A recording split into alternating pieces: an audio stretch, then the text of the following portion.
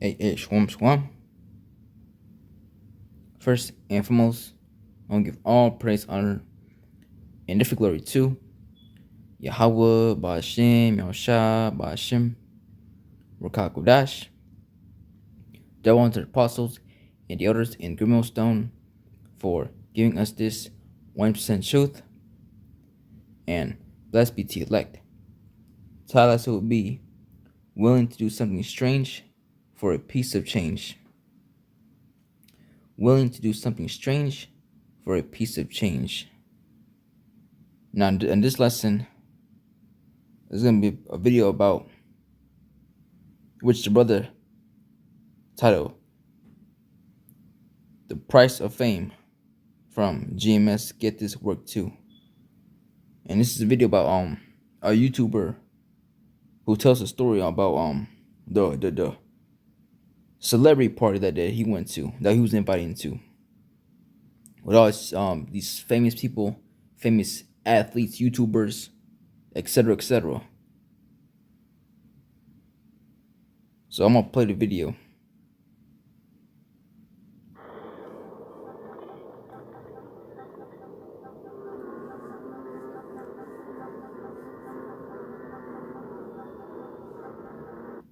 This is Matthew chapter 16 and verse 26. And it says, "For what is a man profited if he shall gain the whole world and lose his own soul? Or what shall a man give in exchange for his soul?" That's right. Hey, man, all these celebrities, man, they sold the fuck out, man. They sold out. They took the bag. And at the end of the day, hey, man, it wasn't worth it, huh? It wasn't worth it. You seeing all these stuff being exposed, man, with these celebrities, Nickelodeon, with Dan Schneider, all these kids, Drake and Josh, iCarly, Sam and Cat, all those people that was playing a role in those shows. Hey, man, it's all coming out, man.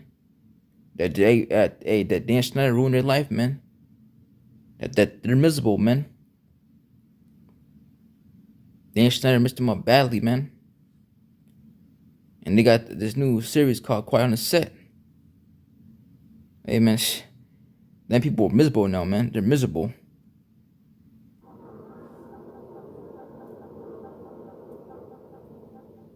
So this story is the reason I stopped making content for 5 years. You guys remember when all those Vine stars and skit Instagrammers moved to LA in like 2015-ish? So I wasn't a huge creator at the time, but I was there and around it all as all of that stuff was happening. I moved from Chicago to LA 3 weeks after high school with like... And I gotta say this too, right? These YouTubers, these celebrities, mainly these YouTubers, TikTokers, hey, man, they all sold out too, man. They get no pass. These Kai Cenats, these KSI, these IShowSpeeds, these all these guys right here that y'all seeing right now in these photos. The dude to the right, this dude right here, this dude got no talent, man. No talent, and yet he's famous as hell. No talent at all. But hey, man, he was chosen. They all sold out, man. They all sold out, man. All the YouTubers, man, these celebrities, they all sold out, man. And when the individual is saying the name David, I think he's talking about this individual here too, man. Which he sold out too, man. Yeah, he's part of Nickelodeon. This dude sold out. Yeah, this dude sold out too, man. But anyways, I'm gonna play the video.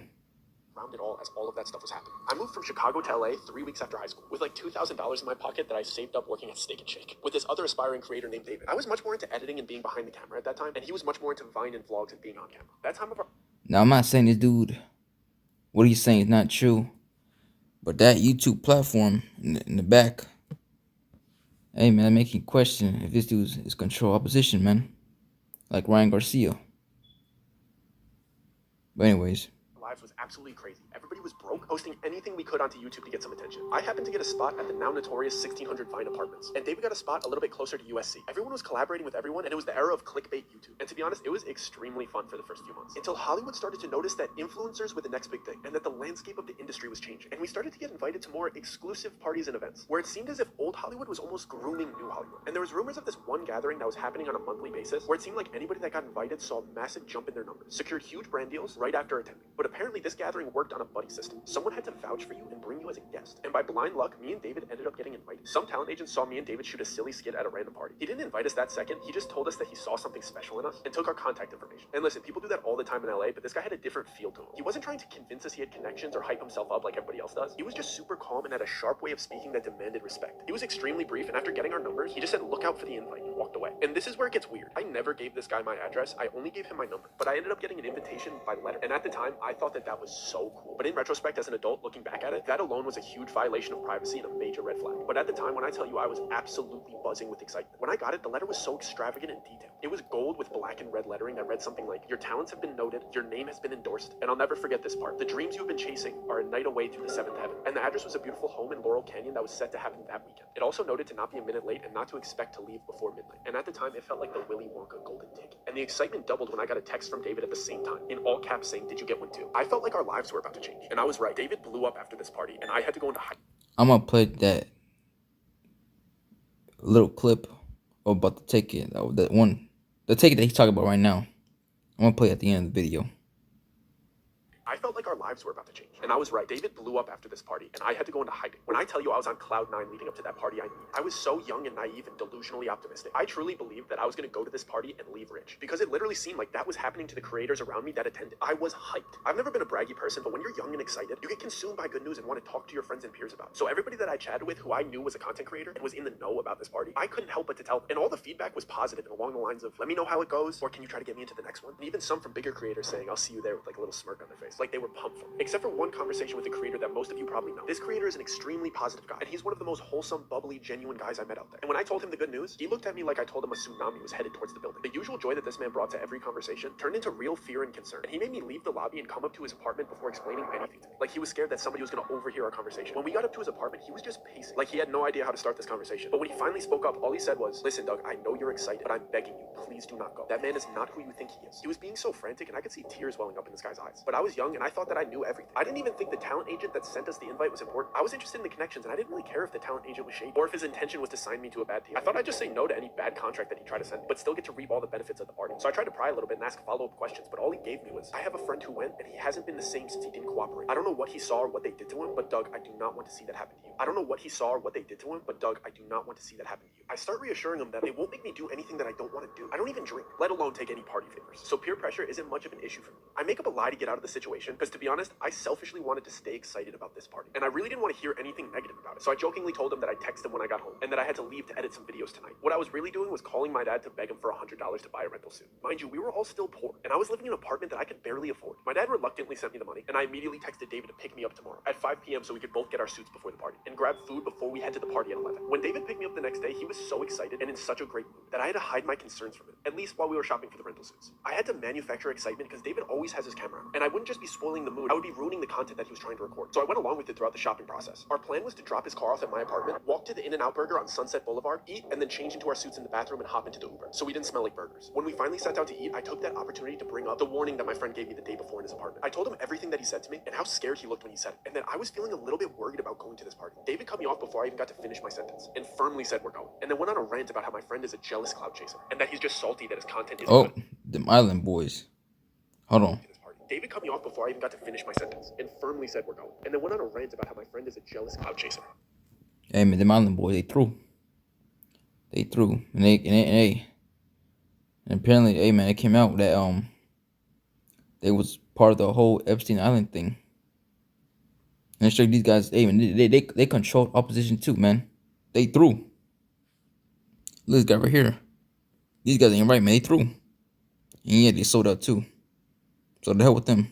That he's just salty that his content isn't good enough, and would never be invited to something like this. He said it in a half-serious, half-joking tone like he always does when he wants to get his way. Then he finished off by guilting me and saying, Doug, don't ruin this opportunity for us. Please just get through this party for me. I'd never heard anybody talk about my friend that way, but I'd known David for so much longer, so I trusted his judgment. So I nodded my head and called the Uber. We changed in the bathrooms and hopped into the Uber, and David starts recording again. So I have to pretend to be excited again. But once we got off the side streets and started driving up Laurel Canyon, I started getting anxious and internally panicking. If you're not familiar with Laurel Canyon, it's filled with beautiful homes, but at night it's extremely dark and borderline freaky, especially when you consider all the history with the Manson murders in that area. Part of me feels like we're dropping ourselves off into a setup, but once we arrive, all of my worries get washed away. We pull into the driveway and this house is beautiful and extravagant, and everyone waiting in line to walk in is smiling and laughing and friendly. So I get excited again. At the door, they take our phones and have us sign an NDA, which isn't uncommon.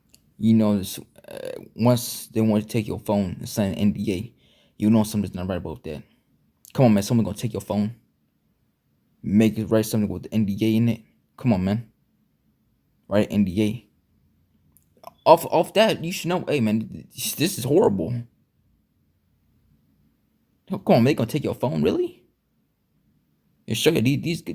Hey, man. It's all. Hey, at the end of the day, hey, man. At the end of the day, Esau can't hide, man. Esau can't hide. Because at the end of the day, all the stuff is being exposed, man. This devil can't hide shit, man. This is Luke chapter 12 and verse 2. This is red letters. Yahweh speaking. It says, for there is nothing covered that shall not be revealed, neither hid that shall not be known. Therefore, whatsoever ye have spoken in darkness shall be heard in the light, and that which ye have spoken in the ear and closets shall be proclaimed upon the house steps. So, amen. This devil, amen. You ain't hiding shit, because at the end of the day, all this is gonna come out. Like Dan Schneider, he thought. See, this dude thought he gonna get away with all the shit that he get done. Now look at him, fake crying and stuff, man. Fuck out of here, man. These guys are being exposed, man. Uncommon in house parties like this in LA. And they give us a mask and a name tag with funny aliases. My mask looked like a bear, and David's looked like a bird. My alias was Stardust, which David got a crack out of, and his was Banshee. We enter what you could call like the lobby of the house, and as we're walking in, the apparent host of the party starts giving a speech. This man is very eccentric and outspoken, and he's got the cadence of a late-night show host. And I spot the agent that invited us standing right behind him. The speech was basically just encouraging everybody to have fun and explaining the itinerary of the night. Apparently, this was a themed room party, and all of the guests were instructed to move to the next room whenever the grandfather clock chimed. He wrapped up his speech with some cheeky joke, and then one line that still irks me to this day. He said, "Have fun now. Our descent starts at midnight." I tried to give David the eyes that I didn't like where this party was going. This type of behavior from people that I saw as adults made me extremely uncomfortable. The moment the host wrapped up his speech, a couple of workers came out of the doorway. They were holding a couple sets of long poles. All of a sudden, music started playing, and everybody seemed like they knew what was going on. So I just went along with it. So I guess these parties start off with a big game of limbo. It's funny seeing people dressed so nicely playing a silly child's game, but it's even weirder seeing A-list celebrities being so excited to play. Because everybody had masks on, but when somebody that Oh, folly. grew up watching in movies walks by you with a quarter of their face covered, you still know it's them. I was amazed with how inviting and willing to introduce themselves these people were. I was expecting at least an undertone of uppityness in them, but it seemed like everybody was involving everybody in conversation, and they were frequently introducing themselves to me with their alias, of course. The only thing weird about it was something that I didn't notice until the third person did it. When they shook my hand, they pressed their thumb into the soft part between. Hey, man. That Karagma, man. That Karagma. Because, hey, man, at the end of the day, all these celebrities, man, yo, Floyd Mayweather's, yo, LeBron James, yo, Michael Jordan's, yo, Denzel Washington's, yo, Jay-Z's, yo, Bad Bunny's, all these sellouts, man. Hey, man, they're going to take that Karagma, man. Because at the end of the day, they all sold out, man. They sold out. They did all kinds of who knows what, man. The status that they got right now, ain't no telling what they were doing, man. Steph Curry too. Hey, man, them dudes, they be doing all kinds of witchcraft shit, man. And I'm not saying that Steph Curry and LeBron don't got talent, because hey, Jake got talent, man. Jake, they just saw the earth. But hey, man, you know these motherfuckers, something's not right about them, man. This motherfucker Steph Curry shooting threes like it's nothing. This dude LeBron James like 40 years old, still scoring 40 points, man. These dudes be doing all kinds of witchcraft shit, man. Through.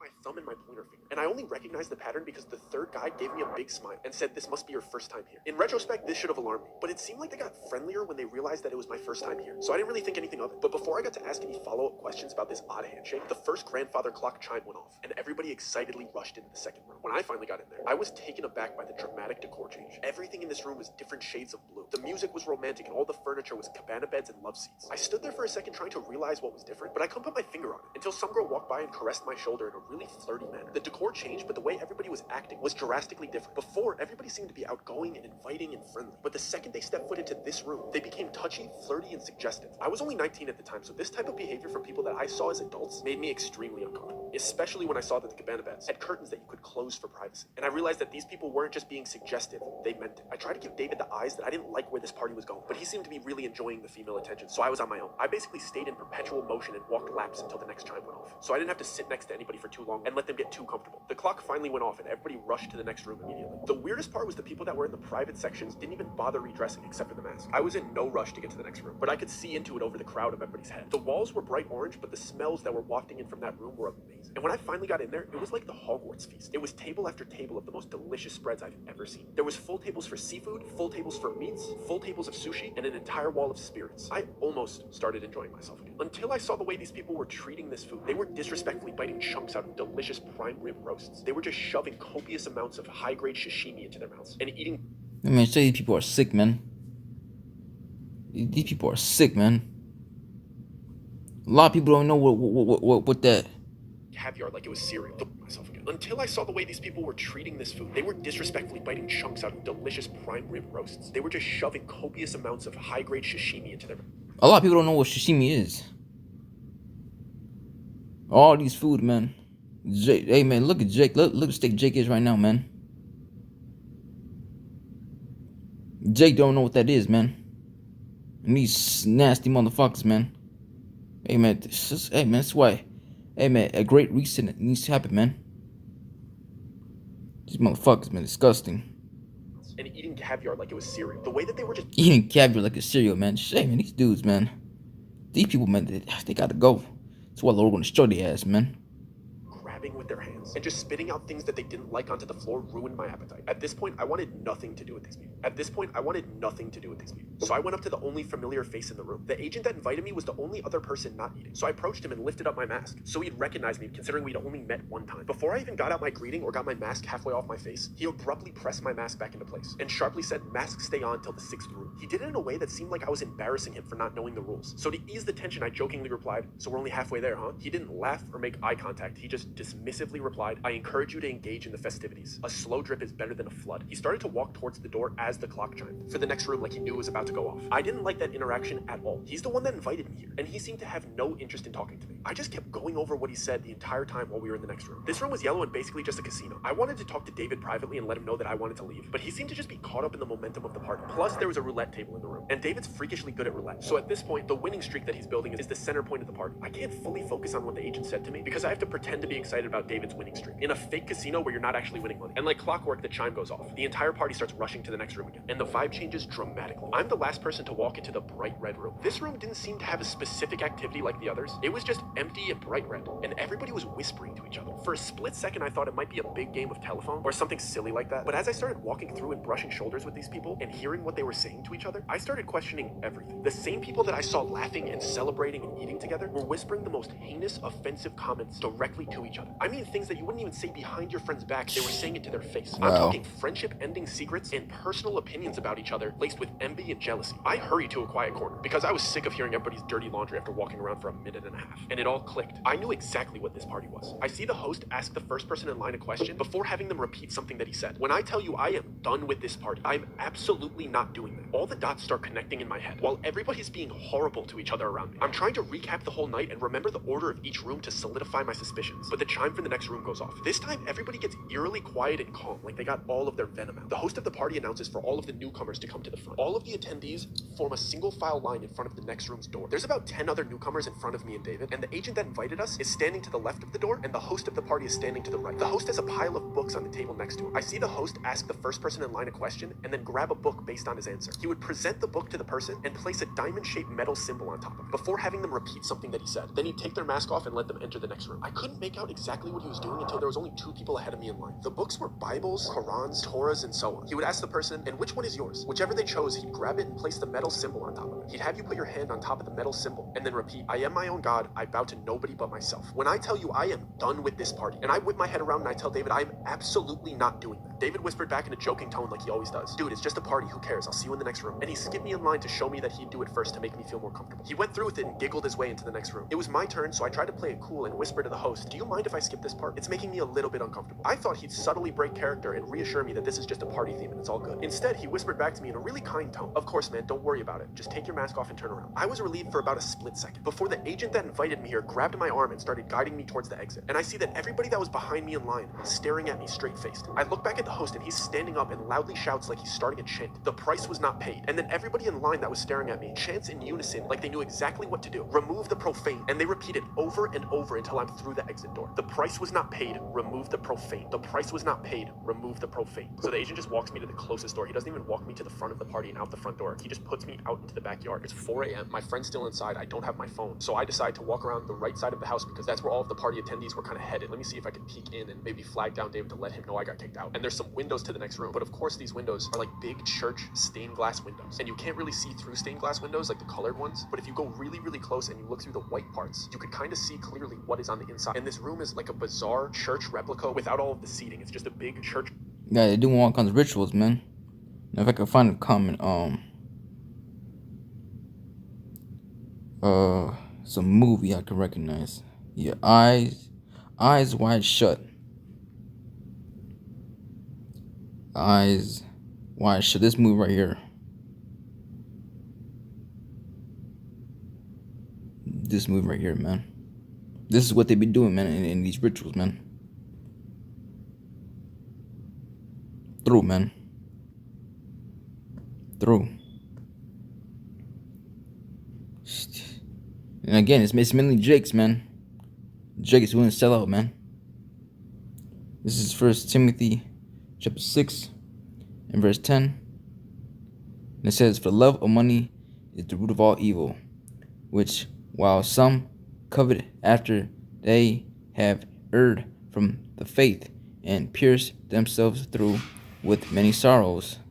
Hey, man, the shit that Jake's willing to do, man, for this money, man, for the fame, for the fortune, for the attention. Jake's willing to do anything, man. And again, it's mainly Jake's, man. Because Jake, hey, man, whatever Jake does, hey, man, all the other nations wants to do it, man. You see Jake painting his fingernails.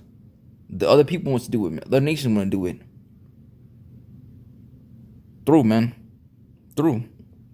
Jake is willing to sacrifice everybody and his family, do all kinds of freaky activities just to get some money. Hey, man, Jake through.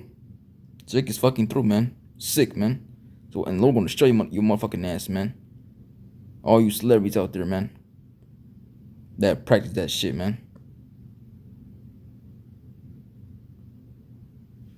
Church-like room, and all of the people that were in there had their masks off, and it was like a big circle and almost looked like an initiation, and all of these celebrities are standing around in a circle around the other 9 new people. It was 10 excluding me, and there was big TV grade cameras recording, and it looked like the group of celebrities and everybody else that was there was kind of cheering them on, but then there was clearly people in there that were much more serious and kind of threatening, and the 10 new people were in the middle of this room being forced to do horrible things that I wish I could unsee, and the new people clearly didn't want to do these things. They were being forced to do these things, and they were clearly recording it, and I see my friend being Hey, this is what you sign up for, man.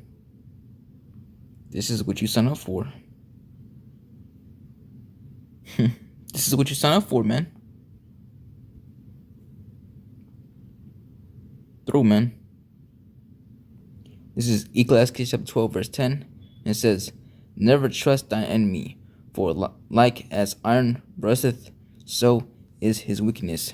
So you thought by you getting an invitation card, you coming to these parties, these mansions, these nice ass mansions, you thought you're gonna get famous, and you think you're gonna get this shit for free, huh? You think you're gonna get all this money, all this fame, this attention, and they're just gonna give it to you. They're just gonna hand it to you without nothing to give back. You gotta be a fool, man. Remember, this devil controls everything, man. This devil runs this place, man. The earth is given into the hands to the wicked. This devil controls everything, man. You think this devil gonna give you everything, huh? While we at the bottom of the barrel, and this devil's at the top. You think this devil's gonna give you everything? Come on, man. Through. And being forced to do these horrible things in front of these people and in front of This is what you sign up for, right?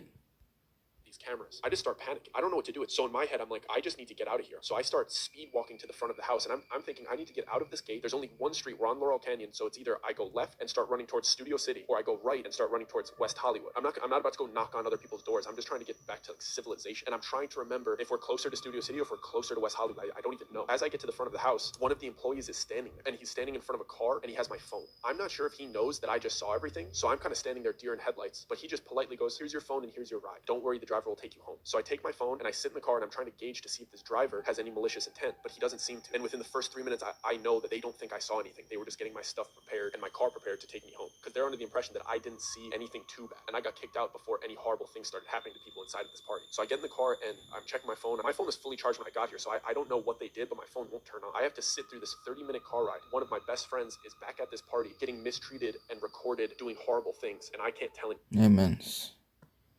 You celebrities, man, y'all through. And again, the average Jake looks at the celebrities on TV and thinks, "Oh man, I wish I was like him. I wish I was him right now." Hell no, you don't want to be like him. That dude going through hell.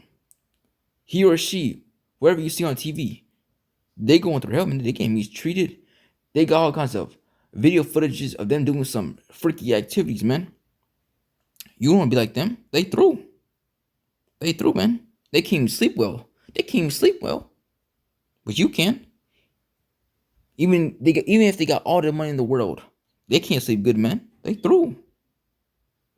The stuff that they done to get that money, that fame, attention, glory over here.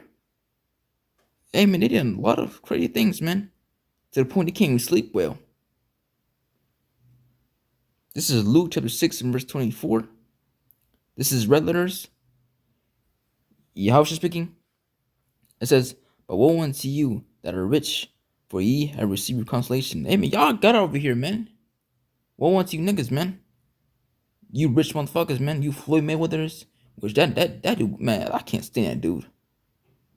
The Denzel Washington, Jay-Z, Bad Bunny.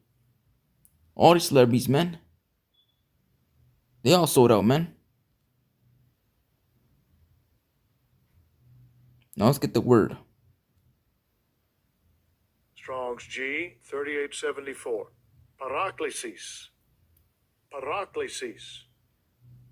Paraklesis. Strong definition. Paraklesis from G 3870. Imploration, orientation, solace, comfort, consolation, exhortation, entreaty. I mean, y'all got it over here, man. Yo, Ryan Garcia's, which that dude is control opposition, man. Him, Andrew Tate, all these guys, man. Sneeko, Fresh and Fit, they all part of it, man. They all part of it. Which Ryan Garcia, that dude through. Cause, hey man, found out one of the brothers in GMS. Hey man, they talking about this ministry, man, about this truth, about the Hebrew Israelites. And yeah, this dude still claiming he a Christian. He's still calling names of Caesar Borgia. I can't stand that name. God, that damn name, man.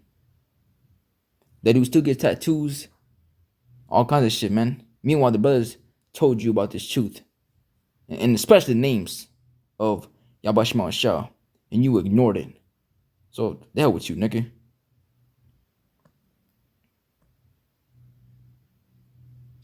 And recorded doing horrible things, and I can't tell anybody. So I get through this 30-minute horrible suspense-filled car ride, thinking about all of the people that were so nice to me inside of this party, and the whole intent of this party was to butter me up to get me to do these horrible things. And when I finally get back to my apartment, I run upstairs, I plug my phone into the charger, and the first texts that come through are from my friend Joe. And I completely forgot that my friend Joe was coming to visit me. He was coming on a little mini vacation, and I was going to play tour guide and show him around the city. So now I'm thinking I only have like 4.5 hours to sleep before I have to go pick up my friend from the airport, and I still don't know if my other friend is okay. So I'm blowing up David's phone because he's still at this party party, but I set a timer so I get to the airport to pick up my other friend. So I barely get any sleep. I drive to LAX to go pick up Joe, and I drive him back to my apartment. And when I'm coming back into my apartment, David's in the lobby, and he's talking to some other big creators, like bouncing video ideas. It's like 9:30, 10 a.m. at this point, so we're just kind of having coffee by the cafe and chatting. I tell Joe to go upstairs to my apartment and drop off his luggage, and I go ask David if I could talk to him really quick. I'm clearly very distressed, and he's being very jokey with me, and he doesn't seem like anything bad happened, and he's just kind of making fun of me for getting kicked out of the party. I'm just letting him talk for a little bit, and I finally tell him I was looking in through the next window. I saw what they made him do, and I was just asking him if he's okay. And the second I said that, he immediately switched on me, and he started damn near cussing me out and saying, Damn, that nigga gone, man. That nigga David gone. He gone. He participated in the ritual. Through. And again, I believe that it's this dude right here who was talking about. This dude right here. Which I think all these celebrities, these YouTubers, hear this. Hey man, I can't stand seeing Jake playing a video game for 12 hours with all these views he get, man. Think about that shit. He ain't doing nothing besides playing the damn video game. And at the end of the day, all these gamers sold out too, man. They ain't different, man. All these celebrities, they sold out, man. They sold out. This is Matthew chapter 6 and verse 24. The AMP. And it says, no one can serve two masters, for either he will hate the one and love the other, or he will be devoted to the one and despise the other. You cannot serve the Most High and mammon, money, possessions, fame, status, or whatever is valued more than the Lord Yahweh Shema Shah. Not only does this apply about this video right here, but also in this ministry, man. Because you got a lot of guys, man, in this truth, still of the world, man. Talking to these famous people, these celebrities. You see IYC with a Freemason individual from Haiti. You seen Sakari hanging out with No Jumper, with DC Young Fly. Come on, man. Y'all still wanna be the top of the top, be famous celebrities, having all this attention, money, fame, making merchandise of this ministry, going the fuck off, making rap music, thinking you can make it into the rap industry, pushing truth music. Hey, man, it's all through, man. And y'all, hey, man, at the end of the day, if you ask me, all these camps sold out, man. Because at the end of the day, the only camp that the Lord is dealing with is Great Millstone. That's it. Wi-Fi, IYC, IUSBK, HOI, WFI, GOCC. Hey, man, the hell with these camps, man. The Lord not dealing with these camps, man. They through. They all sold out, man. Especially leaders. Because at the end of the day, hey, man, the only camp that the Lord is only dealing with is Great Millstone. That's it. And that's the only camp that you should be watching. Not these other camps, man, because they all through, man. And if you ask me again, especially the leaders, because that's mainly I'm talking about the leaders. If you ask me, they sold out. Bishop Nate sold out. General Yohana, Captain Zarya, Captain Crunch, he sold out. Alsar, Gorilla Hebrew, Deacon and Call, they all sold out, man. If you ask me, they all sold out. So the hell with them. and saying friendship-ending things, and his eyes turned from happy and giddy to filled with almost fear and a little bit of betrayal. When he stormed off, he pulled out his phone and he was calling somebody as if he was like reporting something back to them. I immediately start freaking out. I assume that he's telling them that I saw what they did, and now I have my friend upstairs who thinks he's just on vacation when I just saw hyper-successful, rich people doing unspeakable acts, and they have all of the resources to come after me. They know where I live, and David isn't even on my side because the dirt that they have on him now. I have to pretend that everything's okay to Joe because he flew all the way out here for a vacation, and I don't even really know how bad the situation is. I don't even know how to tell him about everything that happened the night before. And I promised Joe that we're going to go to Runyon Canyon this morning. So he goes and changes into hiking gear, and I drive him over to Runyon Canyon. We do the hike for a few hours, and when we come back and I check my mail, there's another letter from these people, and I take it to the bathroom because I don't even want Joe to see it. And it's a screenshot of the surveillance footage of me looking in through the window and a little handwritten note, just a reminder of the worst mistake you've ever made. Curiosity killed the cat. And I start freaking out. I know that David just betrayed me and told them that I saw, and now they have proof that I saw. Now, Amen. But anyways, enough with the video. Y'all get the point at the end of the day. But But at the end of the day, hey, man, that David dude, hey, he threw. He threw, man. And I'm gonna get the scripture one more time that the brother posted in the beginning of the video. This is Matthew chapter 16 and verse 26. This is brothers, Yahweh speaking. And it says, "For what is a man profited if he shall gain the whole world and lose his own soul? Or what shall a man give in exchange for his soul?" I mean, they all sold out, man. And at the end of the day, was it worth it? No, it wasn't. You having all the fame, the clout, the attention, was it worth it at the end of the day? No. True, man. True. And the stuff that these celebrities be doing, man. Hey, man, the hell with them. Putting on nail polish, getting pounded by another man, all kinds of rituals, man. All kinds of crazy stuff be going in these industries, man. True, man. In Hollywood, Miami, all these major states and cities, Chicago, hey, man, all kinds of demonic shit be going on, man, in these major states and cities, man. True. This is 1 Corinthians chapter 6, verse 9. It says, "Know ye not that the unrighteous shall not inherit the kingdom of the Most High? Be not deceived, neither fornicators, nor idolaters, nor idolaters, nor adulterers, nor effeminate, nor abusers of themselves with mankind, nor thieves, nor covetous, nor drunkards, nor revelers, nor extortioners shall inherit the kingdom of the Most High. And such were some of you, but ye are washed, but ye are sanctified, but ye are justified in the name of the Lord Yahushua, and by the Spirit of our God." So, hey, man, the Lord not dealing with this types of acts, man. And especially these celebrities, man. That's if these celebrities repent, which I doubt that, because I think these celebrities sold out, man. They sold their souls. These celebrities sold their souls, and they're gonna take that charagma, man. They're gonna take that charagma. These celebrities, especially these rappers, pushing nothing but adultery, committing adultery, popping another man's woman, or bragging about popping another man's woman, or murder, putting on dresses. Hey, man, the Lord gonna destroy your ass, man. The Lord not dealing with an individual with that kind of behavior. Through, man. Through. And again, these celebrities, man, y'all through, man, at the end of the day, man. And I doubt that y'all gonna repent. Because, hey, man, y'all of the world, man. Y'all are of the world.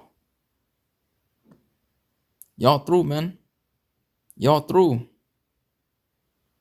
This is 1 John chapter 2 and verse 15. And it says, "Love not the world, neither things are in the world. If any man love the world, the love of the Father is not in him. For all that is in the world, the lust of the flesh, and the lust of the eyes, and the pride of life, is not of the Father, but is of the world. And the world passeth away, and the lust thereof. But he that doeth the will of the Most High abideth forever."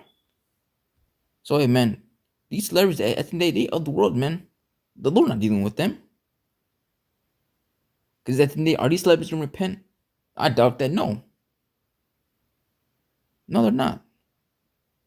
Because they already got their constellation over here, their fame. All the celebrities, they haven't dealt with them. LeBron James, he sold out. Steph Curry sold out. Denzel Washington sold out. Bad Bunny sold out. Jay-Z, Beyonce, they all sold out, man. And once that charagma was mandated, hey, man, best believe these celebrities, they're going to take that charagma, man. So the hell with them, man. But anyways, I'm going to play this video. And I'm going to wrap it up.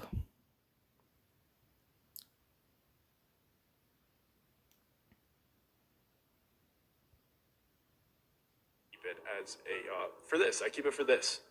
So this is the invitation. Here's the proof. I'm gonna let you guys get the closest look that you possibly can on it. It came in this very extravagant thing, very extravagant gold envelope, and then this says "Join Us" on the front. This was really weird. I'm gonna show you guys the outside first before I show you the inside. It had this. Is it focused? It's having a hard time focusing. It's focused now, but it goes Okay, in and out. that's all the fine. time. Okay. It has this little stamp on it has like a tree on it that was like a wax stamp. Very weird. Join Us. And then this is the inside of it. So as you could see, is it focus good? There's no. Okay. I'm just going to let you guys give that a read. Date, place, cursive. You guys could see all of it, see what they wrote at the bottom. What is it? Your talents have been noted. Your name has been endorsed. All the dreams you're chasing are a night away through the seventh heaven. But this is the weirdest part, is that it says sincerely, but then it has like 4 holes punched in this gold chain to this emblem. Get it up here. So that's the weirdest part to me. And the outside was just, you're invited with gold trim. You see how extravagant it is and odd. But yeah, that's the closest, that's the thing. Keep it at Willing to do something strange for a piece of change. Anyways, Lord's willing, this video was edifying.